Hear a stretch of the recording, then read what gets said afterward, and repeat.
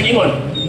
Again, the history of the Roman Catholic Church began in an upper room in Jerusalem almost 2,000 years ago. So kanang Christian Church na nagsugod sa New Testament, sumala pa, mauna ang Roman Catholic Church. Karon, kay mauma na ang Roman Catholic Church, kini ba o kini nga gilapit sa kayasayan mo akong bakahana sa unang mga amahan sa simbahan? Kung di matag-unang mga amahan sa simbahan, mauna ang mga tao nga misunod sa gitawag og mga apostol.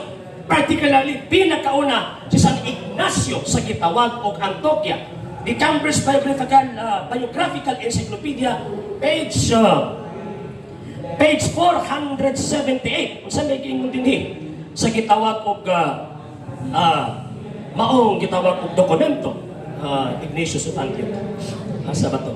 Ana, Ignatius of Antioch. Ako, atuan ning tan-awon.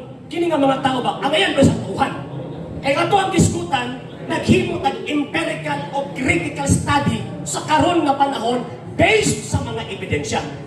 Siyempre, ang ato ang kutloon kadtong mga authorities from the 1st, 2nd, and 3rd century para makita nato ang kanang iglesia existido until now. Saint Ignatius of Antioch, kinsa man siya? One of the apostolic fathers of the church, reputedly a disciple of Saint John, the second bishop of Antioch. So Saint Ignatius, bishop of Antioch, estudyante ni tawag ining Saint John. Doon kita sa estudyante ko. On sa gisulti sa estudyante ni Saint John. O sa ingon niya, ito for the most, okay.